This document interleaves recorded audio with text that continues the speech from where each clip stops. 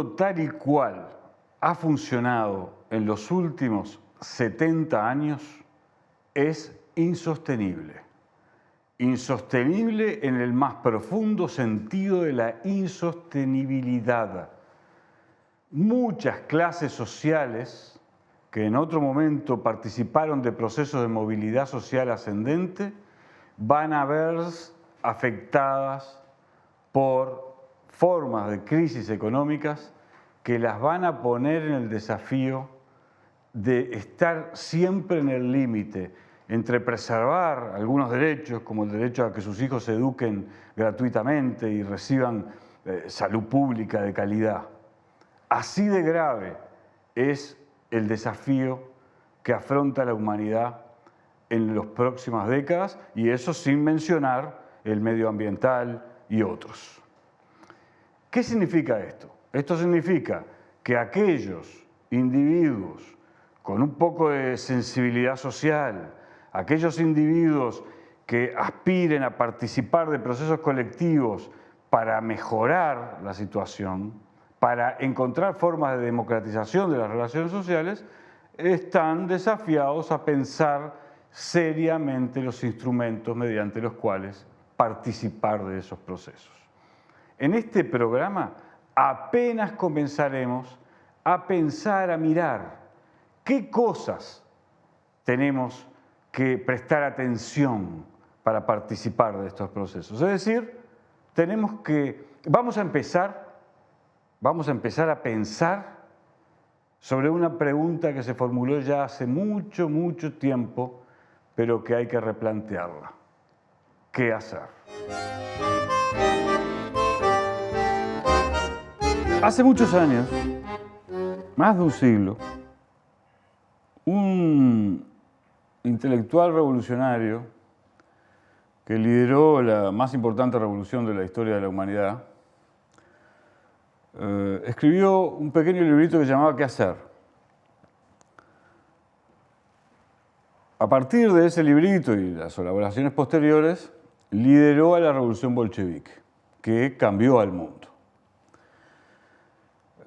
Cuando pensamos el futuro, uno de los aspectos claves para poder intervenir en la realidad a los efectos de transformarla evolutivamente, desde el punto de vista de lo humano, naturalmente, tenemos que contar con instrumentos que nos permitan que el diagnóstico que realizamos de esa realidad se parezca lo más posible a cómo ella se desenvuelve y evoluciona históricamente. Sin embargo, Alejandro, estamos en un momento tan significativo de transformación tecnológica, sociocultural, político-jurídica, geopolítica en la historia de la humanidad, que es a todas luces evidente, haría falta un quehacer. Un quehacer tomado desde el punto de vista de lo humano para ver cómo profundizamos la democratización de las relaciones sociales, elevamos la cultura. Y todo parece indicar que ese quehacer no lo va a escribir ningún pelado genial. Así que tendrá que ser una obra colectiva. ¿Qué contenidos considerás tú habría que enfatizar, tendrían que estar necesariamente en esa elaboración teórico-política? Bueno, buenas tardes. Primero, a ver. Sí, estás bien, estamos impecables. Está. Saludar a Gerardo, gracias por la invitación y felicitaciones por el programa, muy interesante, muy necesario. Bueno, la pregunta que me haces es bastante compleja, ¿no? Muy compleja, yo diría, porque estamos además en un momento, yo diría sí, de la humanidad en el que no hay, digamos, alternativas revolucionarias en el sentido más clásico, ¿no? De las revoluciones socialistas, con contenidos antiimperialistas, bueno, etcétera. De hecho, hay una experimentación, sin duda, de nuevas modalidades de organización, de resistencia, de protesta y de intento de construcción de alternativas, pero estamos lejos, yo creo, de poder visualizar una alternativa histórica, concreta, real, que pueda transformar este capitalismo, ¿no? Tan barbarizante y tan destructor, ¿no?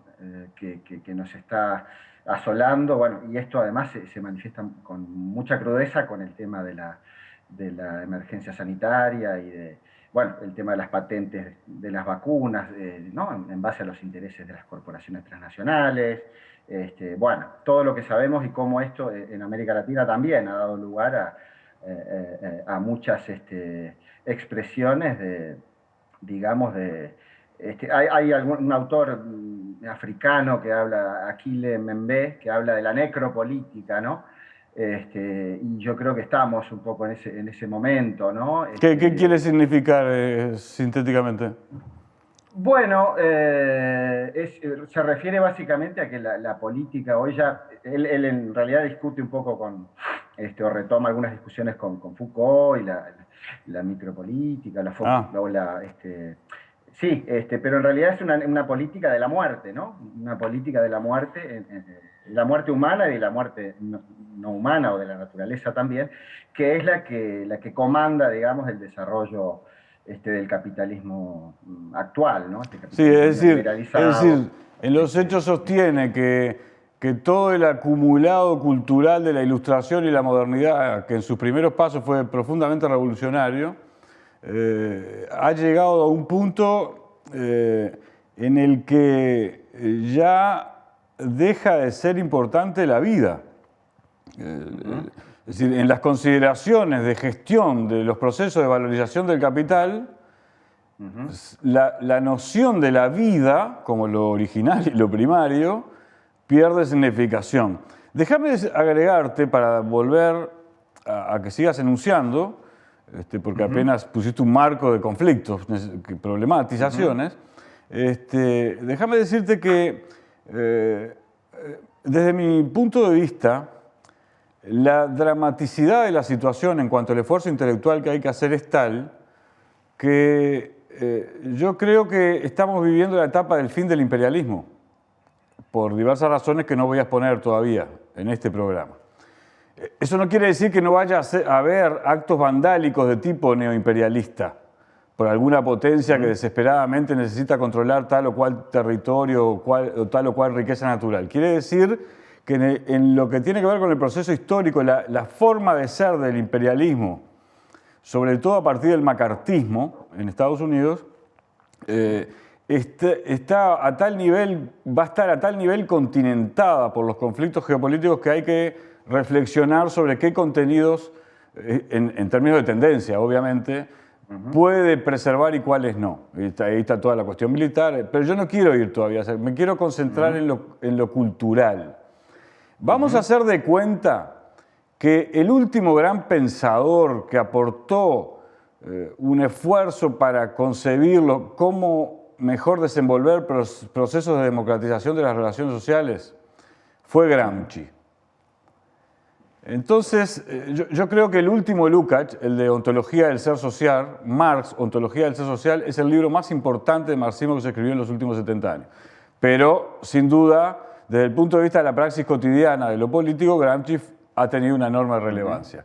¿Qué dirías tú, en este contexto que te estoy planteando, ¿no? De los desafíos de pensarlo todo de nuevo, como pedía, dicho sea paso, el fundador del marxismo, ¿qué dirías tú que de Gramsci tiene especial vigencia? Bueno, sí, creo que hay mucha vigencia de Gramsci,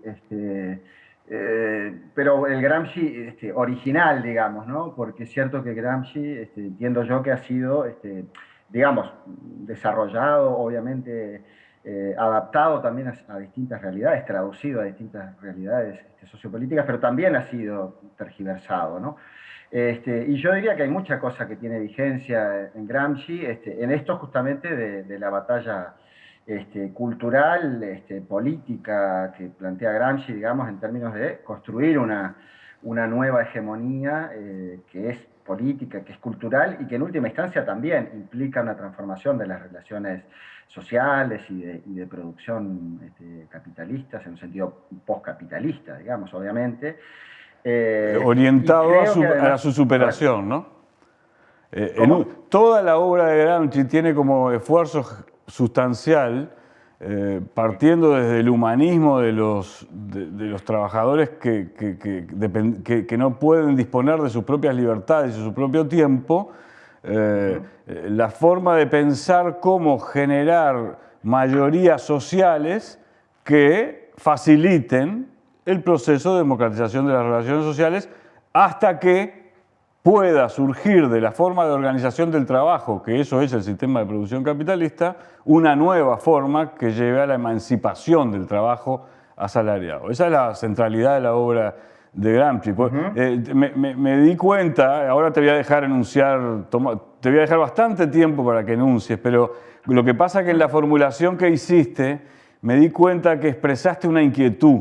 Gramsci está siendo usado por sectores neofranquistas y a veces hasta neofascistas o neoconservadores que terminan en el neofascismo o en el neofranquismo, porque si tu lógica es construir una hegemonía cultural en beneficio de las minorías privilegiadas que acentúan la forma de concentración de la riqueza, naturalmente vos podés usar la metodología gramsciana, pero no tiene nada que ver con Gramsci y además vas a fracasar, porque la sociedad, si la sociedad se orienta en la dirección de construir concentración de poder en manos de élites privilegiadas, eso lleva a la crisis de descomposición de esa sociedad, a la pérdida de dinamismo, etcétera, etcétera, etcétera. Pero me resultó muy impactante cómo, sin querer meterte en ese tema, porque yo no te llevé a él, te salió casi que espontáneamente como una preocupación existencial. Adelante ahora. Bueno, gracias. Bien, sí, concuerdo. Creo que hay algunas tergiversaciones, a ver, también por izquierda, ¿no? Porque algunas lecturas de Laclau, por ejemplo, de Chantal Mouffe, sí. También cambian un poco, me parece, el sentido original de las contribuciones de Gramsci. Pero bueno, yendo a lo otro, en realidad sí, hay una apropiación de la derecha, ¿no? Neofascista o posfascista, como se quiera llamar, están leyendo a Gramsci, digamos, lo están interpretando obviamente a su manera y están pretendiendo librar una batalla contra el llamado marxismo cultural, que a mí me parece que es una cosa muy loca, ¿no? Porque en realidad, a ver, ahí se juega la hegemonía. Yo creo que en todo caso es un campo en disputa, pero estamos lejos, me parece, de haber logrado una hegemonía, digamos, en el plano de la sociedad civil y o de la guerra de posiciones que plantea Gramsci, y es en todo caso un campo en disputa. El neoliberalismo obviamente ha permeado, ¿no? Permea, y este capitalismo financiero, ¿no? También obviamente que permea las relaciones sociales, de consumo, de producción, nuestras propias subjetividades, ¿no? O sea, yo creo que estamos lejos de que haya efectivamente una hegemonía, que la izquierda o la centroizquierda haya logrado construir una hegemonía en el campo de la sociedad civil, como lo afirma algunas corrientes de la derecha o la extrema derecha en torno a leer a Gramsci justamente para dar la batalla supuestamente contra la izquierda en el plano de la batalla cultural, ¿no? Pero... Sí. Ellos sostienen que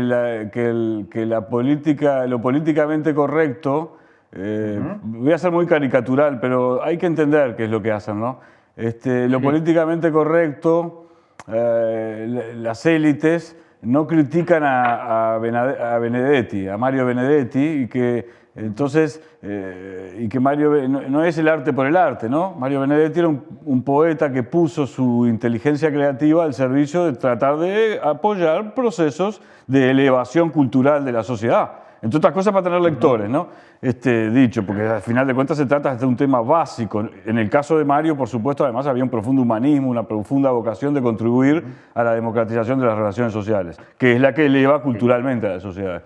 Y estos neofranquistas que se encubren en el enunciado de la disputa de la hegemonía no quieren a Mario Benedetti. quieren a Pound, y solo a Pound, y a Eliot, y solo a Eliot. Y yo, que soy un poeta, disfruto a Pound y a Eliot, a diferencia de ellos, porque ellos son exclusivistas, son propietaristas y son neofranquistas. Y después, fíjate, te voy a contar una cosa, mirá, ya que vamos a tomar este diálogo como si no hubiera cámaras, mirá. ¿Sabés que hace unos meses leí en una revista un artículo de un politólogo que se dice liberal y que cita a Hannah Arendt para decir que hay momentos en los que es legítimo prohibir el marxismo y a los partidos políticos marxistas? Hannah Arendt, que era marxista, ¿no? Hay que leer el artículo de Hannah Arendt cuando la invasión del estalinismo a Hungría. Es formidable cómo toma lo sustancial de Marx. Luego es cierto, ella además trató de atar, y lo bien que hizo en el momento en que lo hizo, a Marx con Kant. Es decir, ¿no? Pero no nos podemos ir a eso, porque a mí me interesa, reitero, llevarte a enunciar los conflictos sobre los que tenemos que poner cabeza para buscar proposiciones teóricas que nos ayuden a resolverlos. Sí. Tengo un matiz ahí con esto de Hannah Arendt, que yo no la considero estrictamente marxista, pero sí, sin duda, es una pensadora de izquierda y, bueno, y trajo mucho esto del republicanismo también, ¿no? Y la construcción de la polis, pero con aportes bien interesantes, la reflexión sobre el totalitarismo, etcétera. Pero yendo a esto, a ver, y volviendo un poquito a Gramsci, me parece que sí, que hay un desafío. El desafío permanece vigente, digamos, en el sentido de construir este bloque social e histórico, ¿no? de los pueblos, digamos, yo diría, oprimidos, explotados, obviamente, pero también atravesados por distintas relaciones de dominación. Ahí, por ejemplo, yo trato de recuperar un poco algunas vertientes del pensamiento latinoamericano, más crítico, bueno, desde Dussel hasta Franz Hinckelammer. Bueno, pero hay muchos autores que incluso han retomado, ¿no? Un diálogo creativo con Gramsci. Yo diría el mismo Mariátegui en Perú en los años 20, si bien no lo conoció a Gramsci, él estuvo en Italia, no se conocieron. Hay muchas cosas que son muy interesantes y similares, yo diría, ¿no? Hay una Claro, hay una inquietud por entender la cultura, ¿no? ¿Cómo? Hay una inquietud común por entender la significación de la cultura en cualquier praxis política, en cualquier época, ¿no? Sin duda. Sí, ahí está, pensadores de la cultura, de la política, de la praxis, ¿no? De la filosofía de la praxis. Pero bueno, hay otros, obviamente, que han recuperado creativamente, yo creo, Aricó, el legado de Gramsci, Aricó, Portantiero en Argentina, Coutinho en Brasil, bueno, este boliviano también Zabaleta, que ha hecho contribuciones muy importantes.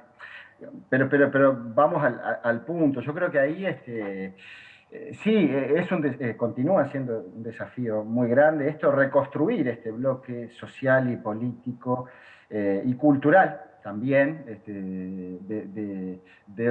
que permita pensar en una propuesta de transformación, ¿no?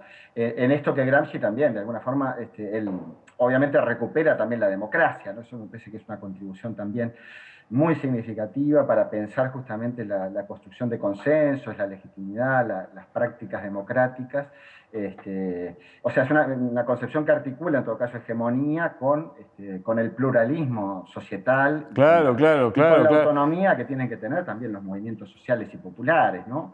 Entonces me parece que ahí hay un autor argentino ahí que también es neogramsciano, Oubiña, Hernán Oubiña, que habla, ¿no? De la necesidad de pasar de un sujeto o de múltiples sujetos, digamos, que están en lucha, que están en resistencias, que están en rebeliones, intentando construir microalternativas o alternativas más políticas, macropolíticas, a pasar a una idea de un sujeto, en vez de múltiples sujetos en lucha, a un sujeto múltiple, pero que esté articulado, que esté comunicado, ¿no? Que sea que tenga posibilidades de construir en eso que tú decías, que me parece fundamental. Hay que construir desde las mayorías, hay que construir desde la construcción de acuerdos, del convencimiento también, obviamente, sin duda, eso es parte de la lógica democrática, pero es cierto que estamos, por eso yo creo que un poco huérfanos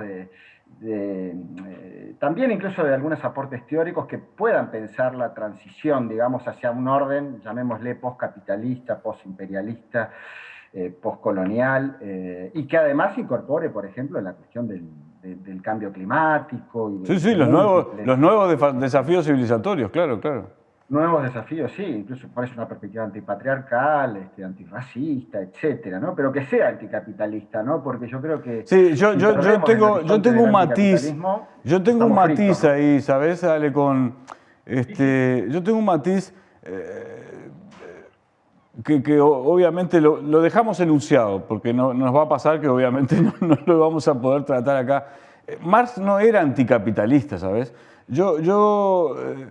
Marx estudió las leyes generales del capital y formuló una teoría de la evolución productivo-cultural de la humanidad para que ella busque la forma de superar al capitalismo. Pero me parece que hay que ir a una definición más sofisticada de esto, porque si no, anticapitalistas son algunos neofranquistas también, ¿no? Sobre todo anticapitalistas cuando les perturba, alguien les desafía y compite por la propiedad de la tierra. Es decir, ahí tenemos un lío que hay que pensar, por eso me parecía importante dejarlo enunciado, ¿no?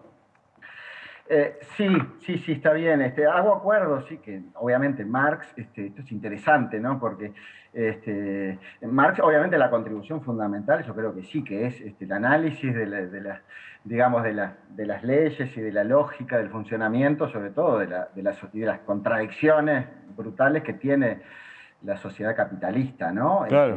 Bueno, obviamente no plantea recetas, pero yo creo que sí, que él tenía obviamente una pretensión teórica y política, por algo también él se involucra, ¿no? con la construcción de movimientos, ¿no? de trabajadores, con la Primera Internacional, con la Comuna de París, etc. Claro, él piensa un movimiento internacional, claro. De superación del capitalismo, ¿no? De construcción de una sociedad socialista y posteriormente comunista. Pero bueno, yo creo que ahí, quizás esto sí que tú decías, en realidad hay ciertas corrientes que eso lo denunciaba claramente Lukács, ¿no? Hay ciertas corrientes de algún anticapitalismo romántico, ¿no? Que pretenderían volver, digamos, atrás a la historia, que terminan siendo críticas del capitalismo, pero al mismo tiempo funcionales a su reproducción eterna. Claro. Sí. Te propongo una cosa, Alejandro, porque se nos fue el tiempo y el objetivo ya lo logramos, que es presentar problemas, pero no logramos el objetivo de que vos expongas todo tu esfuerzo de investigación teórica de ya muchos años. Entonces te propongo una cosa. En el Templo del Futuro nosotros tenemos un micro que lo divulgamos en las redes que se llama Avances Disruptivos o Incómodos. Todavía nunca nos pusimos de acuerdo en cómo denominarlo, porque somos experimentales de verdad. A mí me parece muy importante que yo después, naturalmente, lo vamos a dialogar personalmente, me parece muy importante que intentes hacer estos avances de 3 minutos en los que expongas qué autor leer para estudiar aquellos conceptos que son significativamente vigentes de la obra de Gramsci. Tú recién lo dijiste de una manera, yo lo voy a exponer de otra. Tú dijiste, el instrumental teórico de Gramsci para elevar la cultura democrática y desde ella articular a los diferentes sujetos necesitados por su propia preservación de la vida o por la evolución de la calidad de su vida, necesitados de buscar la hegemonía, de tener capacidad de instrumentar procesos de democratización de las relaciones sociales, esos individuos tienen que tejer comunidades articuladas en esa orientación. Y es cierto que no hay nadie como Gramsci que haya pensado ese problema todavía hoy, en toda su magnitud. Entonces te quería pedir eso, te doy unos minutos para que cierres naturalmente los puntos de tu reflexión, pero quédate tranquilo que no te vas a quedar con cosas por decir, porque encontramos la manera de que las expongas, porque es fundamental conocer mejor a Gramsci real, Perfecto, perfecto. Bueno, sí, arriba con eso, sí, sin duda, está bueno. Y si no, la seguiremos en el boliche, después cuando podamos juntarnos en algún boliche. Qué saudade, ¿no? Bueno, nada, yo creo que, a ver, de Gramsci, yo diría por lo menos dos patas, ¿no? Esto que decíamos, la cuestión de la hegemonía, que cuidado, en Gramsci es también un análisis de la correlación de fuerzas, ¿no? Sociales, donde, bueno, claramente, incluso en América Latina tuvimos una especie de giro también, ¿no? Una primavera política, giro a la izquierda, al centro izquierda, con muchos problemas, con muchas debilidades, pero que supuso también muchos avances. Pero bueno, tenemos también claramente un avance muy fuerte de una derecha liberal, más liberal, si se puede decir, pero obviamente articulada cada vez más con manifestaciones conservadoras y neofascistas. Y bueno, y el momento es un momento complicado, además a nivel mundial y además con todo esto de la pandemia, que esto ha agudizado además situaciones de desigualdad muy fuertes. Pero entonces yo diría, Gramsci ahí nos ayuda a pensar esto de la correlación de fuerzas, que es una correlación hoy por hoy, yo diría, desfavorable, pero que Gramsci además lo coloca en aquellos tres momentos, ¿no? En el momento estructural, el momento más político, e incluso habla del momento propiamente político-militar. Y bueno, y ahí el desafío para las fuerzas progresistas, democráticas, anticapitalistas, etcétera, en términos de Gramsci es también el pasar de una concepción, ¿no? Que él llama económico-corporativa, ¿no? O que defienda en todo caso los intereses de algunos grupos o sectores sociales, a pasar a un plano de una praxis y una conciencia ético-política, ¿no? Una conciencia universalizadora, ¿sí? Que pueda generar efectivamente un programa de transformaciones en base a los intereses de las mayorías nacionales, obviamente, porque estamos hablando obviamente de las mayorías, algunos hablan del 99%, ¿no? Frente al 1% de los grandes multimillonarios que existen en el mundo. Y lo otro, me parece que es importantísimo la reflexión sobre la reforma intelectual y moral que plantea Gramsci, que me parece también un tema de mucha actualidad, y que ahí se juega mucho, incluso en propuestas desde la educación popular también, que en Uruguay yo diría también no se han desarrollado de forma suficiente. Paréntesis, me parece que tenemos un problema ahí a veces cómo pensamos del propio Uruguay, ¿no? Porque nos pensamos un poco a veces de espaldas a América Latina y pensamos en la excepcionalidad uruguaya y bueno, todas esas cosas que eso también tiene una repercusión teórica, me parece que hay algunos debates que a veces no llegan a Uruguay, ¿no? Entonces, Gramsci me parece que abre muchas puertas. Revelato era un autor que yo siempre recuperé también, recuperamos con muchos compañeros, filósofo, ¿no? Educador popular, un gran teórico también de la educación, de la ética.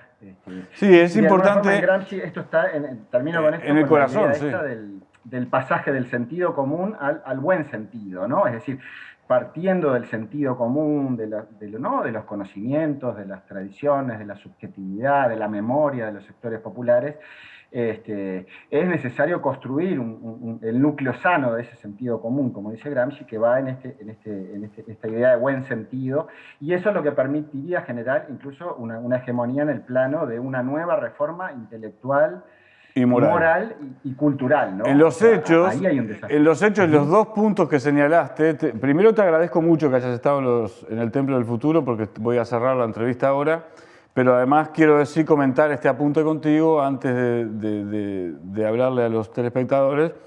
En los hechos, lo que hiciste en los dos últimos componentes que pusiste al debate es señalar yo creo que fue el factor motivacional de las entrañas de Gramsci, ¿no? Que él, recuerden ustedes, telespectadores, amigos, que Gramsci estuvo preso por el fascismo, claro, y la mayor parte de su obra, los cuadernos de la cárcel, los escribió. Entonces, para Gramsci, la reflexión sobre cómo la sociedad encontraba las formas de superar su calidad cultural y espiritual, ¿y esto qué implicaba? que saliera del mero lugarcito en el que estaba. Si yo soy un intelectual o si soy un ingeniero y me desenvuelvo en tal espacio, entonces pienso en función de los intereses cortitos que tengo en mi vida cortita. Ese es el esfuerzo de Gramsci. Y los dos últimos componentes que puso Alejandro Casas nos orientan en esa dirección. Tratar de que la sociedad, encontrar las formas culturales de que y económico-estructurales, porque una educación gratuita ayuda a eso, de que la sociedad se eleve críticamente por encima de ese sentido como un básico de la supervivencia, porque allí está la clave de que pueda pensar lejos. Estimados amigos, nos reencontramos en unos minutos.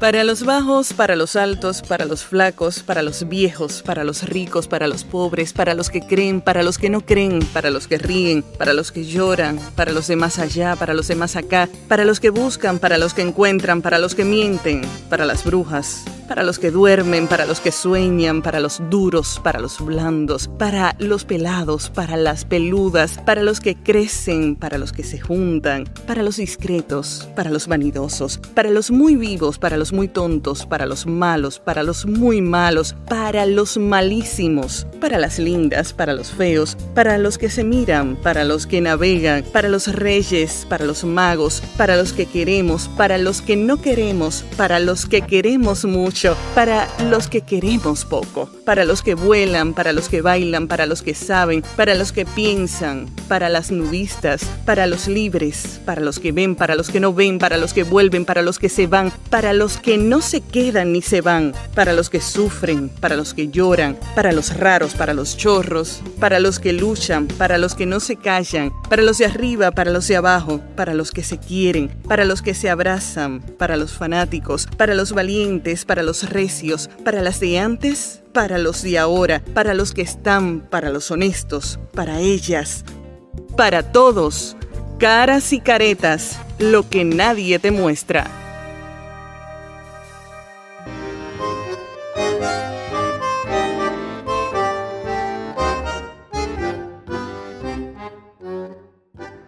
Es altamente probable que a muchos de ustedes la entrevista anterior los haya dejado como ahí, ¿no? Inquietos en el sillón, o en la silla, o en la banqueta.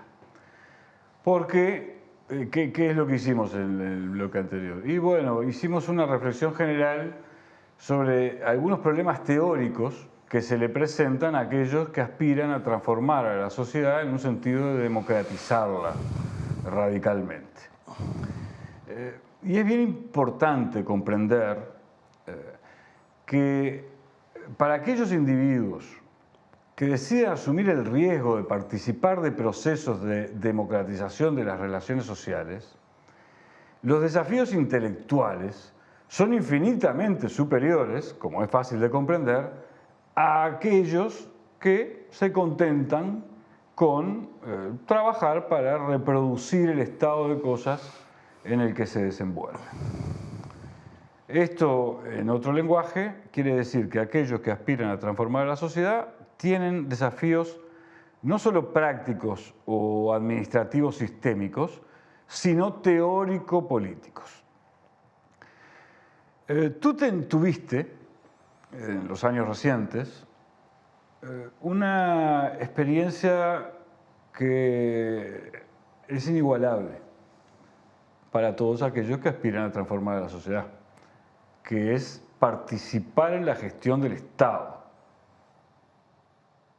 En el contexto de este enunciado que formulé, ¿cuál diría que son los aprendizajes que hiciste cuando tuviste que enfrentarte a esa realidad de participar de la administración de las políticas en el contexto de un Estado nacional, en el contexto de un determinado escenario regional y global?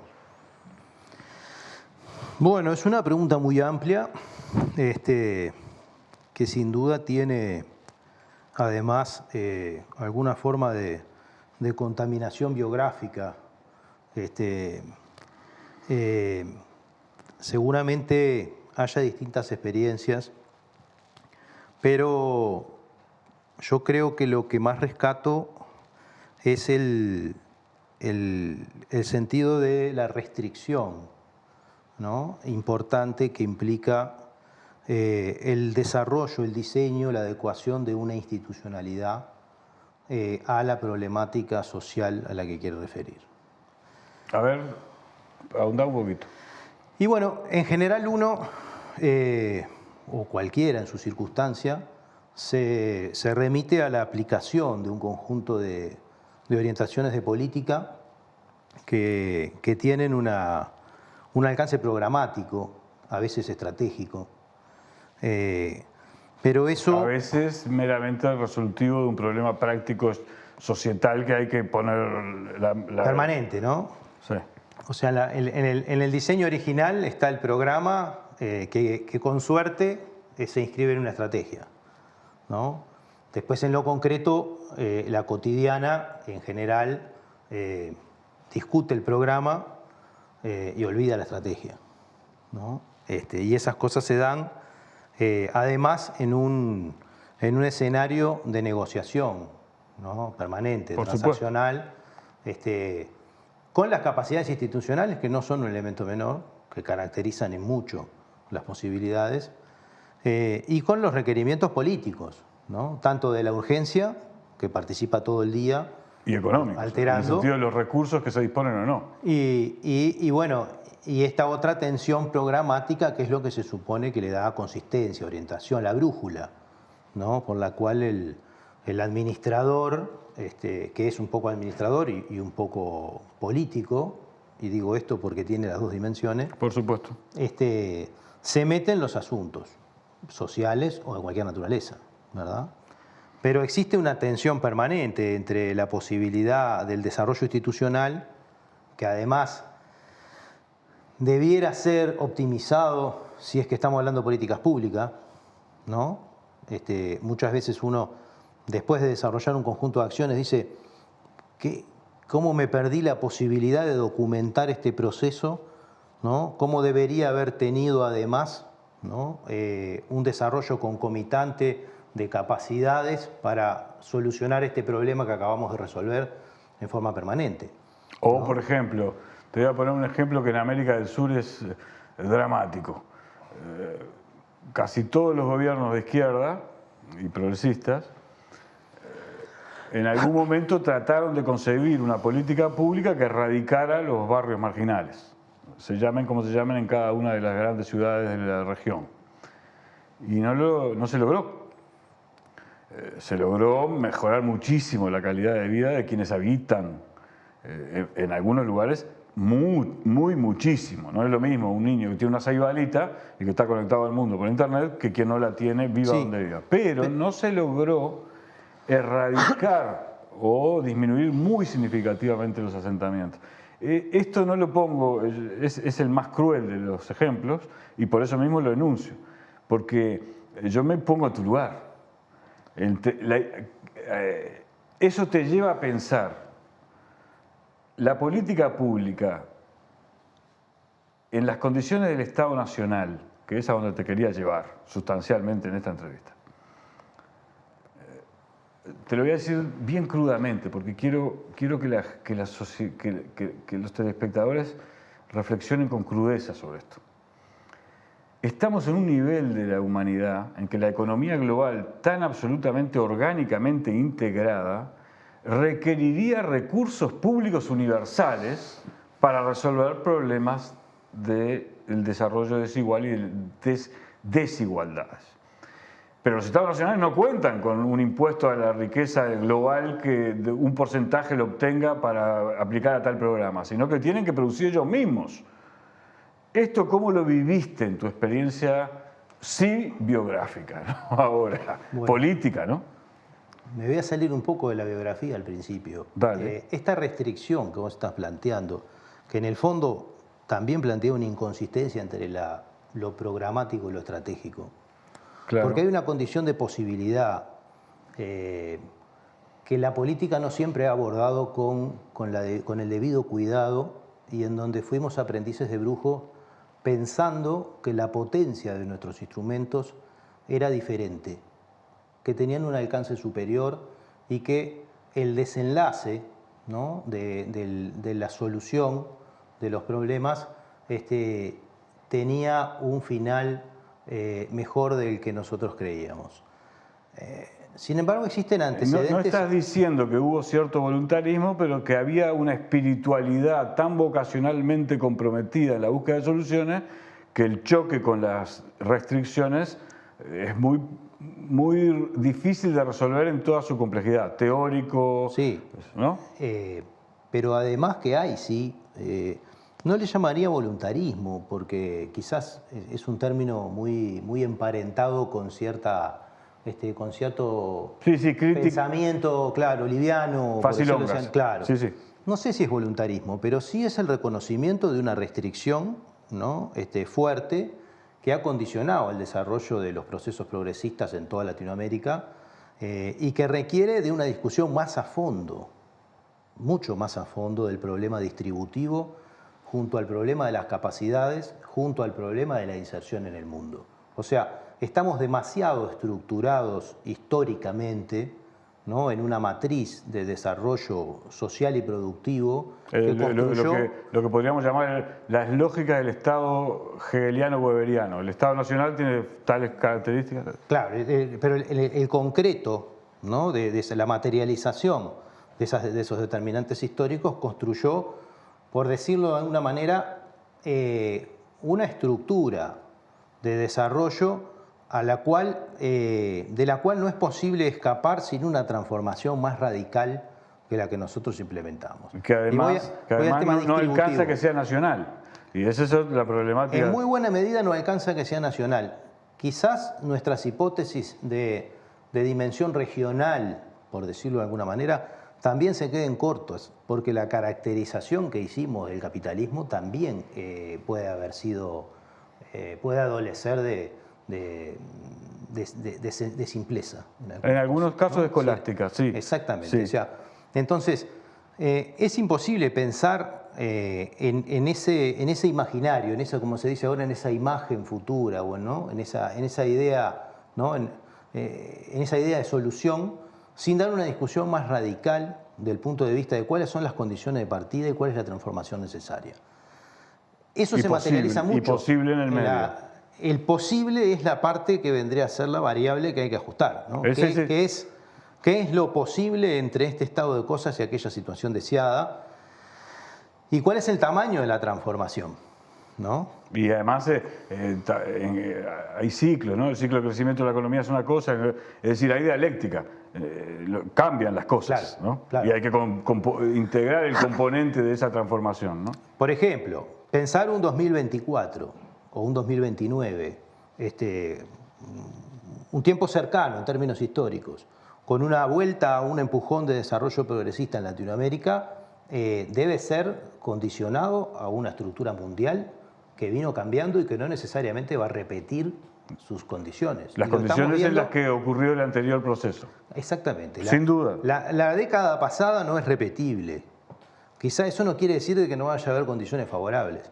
O desfavorables. Pero entrar de nuevo, o desfavorables, como estuvimos viviendo hasta hace poquito, quizás ahora eso empiece a cambiar un poco, pero no sabemos todavía, ¿no? No sabemos qué va a pasar con esta salida de la pandemia. La pospandemia es algo muy incierto, ¿no? Sí, sí, sí.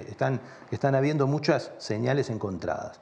Pero además de eso, si nosotros no abordamos una nueva oportunidad con una discusión ideológico-política mucho más profunda, filosófico-política, sí, que entienda, ¿no?, que comprenda, que ponga como parte del requerimiento que el desarrollo no es el crecimiento económico, con una discusión mucho más profunda que la que hicimos, vamos a seguir discutiendo si tenemos que hacer políticas sociales compensatorias o si... asistencialistas o si el trabajo es un derecho, por ejemplo. O qué tipo de empleo y de empleabilidad promovemos, es decir, de sujeto productivo, nada menos, para facilitar... Y voy una más, y que el trabajo sea un derecho es una condición impensada en esta condición política que vivimos hoy. O sea, que toda persona que quiera trabajar tenga derecho a tener un trabajo, dentro de la frontera del Estado Nacional. Clásico, ¿no? Porque nosotros no hemos salido de pensar el trabajo como un factor de producción. Entonces después abogamos por tener una sociedad cuya cuestión social esté centrada en el trabajo, pero no hay trabajo para todos. Por lo tanto, nos desplazamos naturalmente a la necesidad de otro tipo de políticas, y ahí aparecen las discusiones desde la derecha y de la izquierda, sobre la dimensión no contributiva, sobre la renta básica, sobre otro conjunto de cuestiones que deben sostener la vida, en las cuales todas son consecuencia de asumir de que no va a haber trabajo para todos.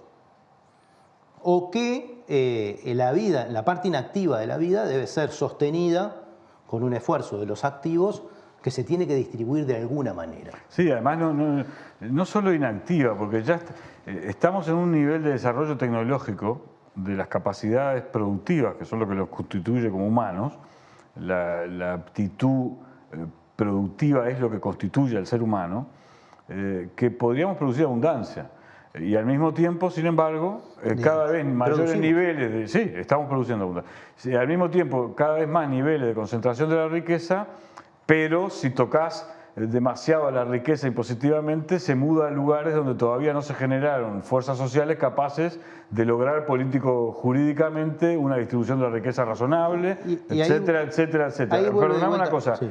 Esto que estamos hablando ahora es el correlato práctico de lo que conversamos antes en enunciados muy generales por ahora, pero lo iremos profundizando, teóricos, para pensar este problema. Te decía que de la mano de esto vuelve la cuestión de lo público. Absolutamente. De lo público, el papel del Estado, que no es lo mismo que lo público. En absoluto, ¿verdad? Claro. Pero vuelve la cuestión de lo público como algo que de una manera o de otra se encarga de hacer viable la sociedad, en última instancia, sí. Y de hacer que en términos prácticos esas máximas ideológicas y filosóficas que a las cuales se supone que la sociedad adhiere, pero que en estos tiempos se ponen entre paréntesis, se cumplan, como por ejemplo que toda persona que nazca en este mundo tenga derecho a la vida. Porque llegamos hasta esas cuestiones, es decir, bueno... No. Repetilo. Es decir, hay que repetirlo. Estamos en ese nivel. Estamos en ese nivel, sí. Porque en el fondo la discusión que hay atrás de la justificación de la desigualdad y de la polarización de la sociedad en extremo, ¿verdad? Es la justificación de que existe ese derecho a la acumulación a pesar del desposeimiento total. Es decir, a pesar de que esté en riesgo la vida de cientos de millones de individuos. En riesgo, todo el tiempo y permanentemente. En riesgo, en peligro y en suceso de muerte. Sí, en sucesos reales. Viviendo, ¿no? Sí. En sucesos reales. ¿Cuántos niños están muriendo de hambre? Exactamente. Y van a morir de hambre. ¿Y qué estamos haciendo nosotros con nuestra pobreza infantil, que es un problema mundial, incluso de los países desarrollados? ¿Verdad? ¿Y cuáles son las políticas? Porque después todo el mundo se saca la foto en la agenda de la niñez.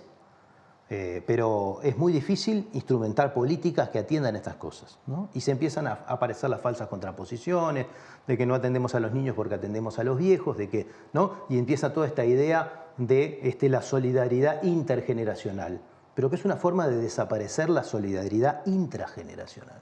Claro. Acá tenemos un problema que en el tiempo histórico de la vida de las generaciones es la única posible, porque es la única real. Claro. Entonces, este tema de que no puedo atender estos asuntos porque estoy atendiendo otros, bueno, a ver, estamos viviendo en un proceso histórico de explosión de productividad, tenemos un exceso de producción mundial que está haciendo pelota el mundo, ¿verdad? Con unos niveles de consumo gigantescos en unos espacios de la sociedad y en el subconsumo y mal consumo absoluto en otros, ¿no?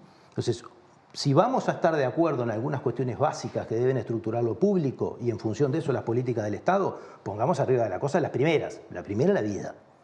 Claro. Si asumimos que hay derecho a nacer, entonces hay derecho a vivir. Detrás tuyo hay una imagen de Goya en el que dos paisanos se están peleando a los mazazos.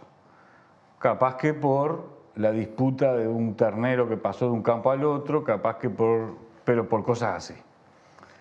Eso forma parte del proceso de la civilización, pero en el curso de las revoluciones burguesas primero y proletarias después, y la dialéctica de conflicto entre estas dos clases sociales que son tan importantes en la sociedad moderna, fuimos procesando una evolución, cual fue la creación de un sistema político jurídico de administración de los conflictos y de los intereses para que pudiéramos ir gradualmente facilitando procesos de movilidad social ascendente, la educación gratuita, la salud gratuita, etc. Eso está siendo desafiado ahora por el nivel de competencia geopolítica entre muy poquitas, muy poderosas naciones que a su vez, algunas de ellas han facilitado, ahora está empezando a cambiar, pero han facilitado durante los últimos 50 años monumentales procesos de concentración de la riqueza. Entonces,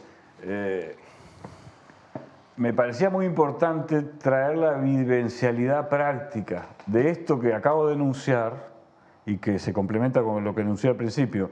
En la vida política o se está a favor de los procesos de democratización de las relaciones sociales y se buscan los instrumentos en cada circunstancia mejores para hacerlo, o se está a favor de facilitar los procesos de concentración de la riqueza. No hay dos lugares donde estar. Y cuando uno está en el Estado, gestionando como estuviste vos, me imagino que esa disyuntiva debe emerger de un modo a veces tensionante, ¿no? Espiritualmente tensionante. Sí, y yo creo que tiene distintos niveles, ¿no?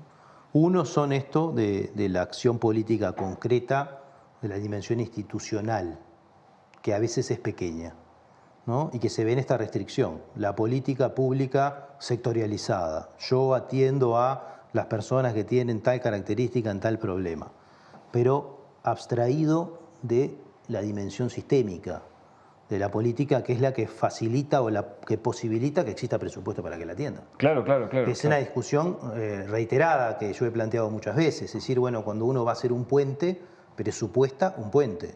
El puente nace, hace todo el puente y termina el puente, ¿no? No presupuesta medio puente. No dice, voy a hacer con el puente el espacio fiscal que me sobre, lo voy a poner en un puente, hasta donde llegue el puente, ¿verdad? Sí. Entonces, eso sí sucede muchas veces con estas discusiones que se transforman en residuales, ¿no? en la política, y que a nivel institucional se ven en la restricción para esta posibilidad. Es decir, yo no preciso 1000 casas para atender a 1000 personas, a 1000 familias que precisan casas, preciso 45.000. Entonces, está bien de que la política y la cuestión de la posibilidad, ¿no? La dimensión de lo posible prime en el desarrollo programático, pero yo preciso ver el trayecto de largo plazo para ver cómo esto va a evolucionar hacia algún lugar con un sentido, y no decir de que tengo un conjunto de afortunados que hoy llegaron y mañana no sé. Por eso, claro, por eso mismo que decís es tan relevante pensar científico-culturalmente la sociedad para ver cuáles son las tendencias mayoritarias, porque si no te quedás en el cortoplacismo, que es lo que estás diciendo vos, ¿no? Es decir, si no tratás de imaginar, bueno, cuáles son las tendencias del desenvolvimiento de la economía mundial en los próximos 30, 40 años, y hacerlo científica, seriamente. Después, y sí, te quedás en el cortito, ¿no? Y en las mediaciones creo que tienen que entrar otras cosas adentro de la política. Es decir, la política necesariamente para un proceso de desarrollo requiere convocar un gran pacto social, ¿no? Que no va a ser exento de enormes contradicciones. Y conflictos, claro. Y conflictos. Pero en el fondo un acuerdo, ¿no? Que tiene que marcar un mediano y un largo plazo, y que tiene que identificar y conocer, y ahí hay otra de las dimensiones de la política que ha entrado en estos últimos tiempos y que antes no estaba, que es la existencia de información, ¿no? Para poder discutir y dar discusiones de política, para poder realmente ilustrar dónde termina la apreciación ideológica a priorística y dónde empiezan los hechos, ¿verdad? Porque cuando yo le digo a alguien de que, por ejemplo, la carga tributaria pura, carga tributaria, impuestos, conjunto de impuestos cobrados en relación al PIB en los últimos 15 años no creció, no me lo defiende ni un frente amplista en Uruguay, y sin embargo no creció, ¿verdad? Entonces yo tengo que hacer los números para mostrar eso, ¿verdad? Y quizás sí creció la carga, el costo fiscal, porque existe un FONASA, un seguro de salud, pero cuando uno mira la estructura de los impuestos y lo que recaudan, se da cuenta de que durante mucho tiempo hemos discutido imaginerías, propaganda. Es por eso mismo, qué interesante. Se nos terminó el tiempo, pero déjame decirte una cosa. Es por eso mismo, por lo que acabas de decir, que es de una crudeza en los hechos, ¿no? Si uno lo toma así como una cosa de un diálogo, ¿no? Pero en los hechos eso significa menos capacidad para resolver problemas prácticos, es decir, menos capacidad de democratizar las relaciones sociales.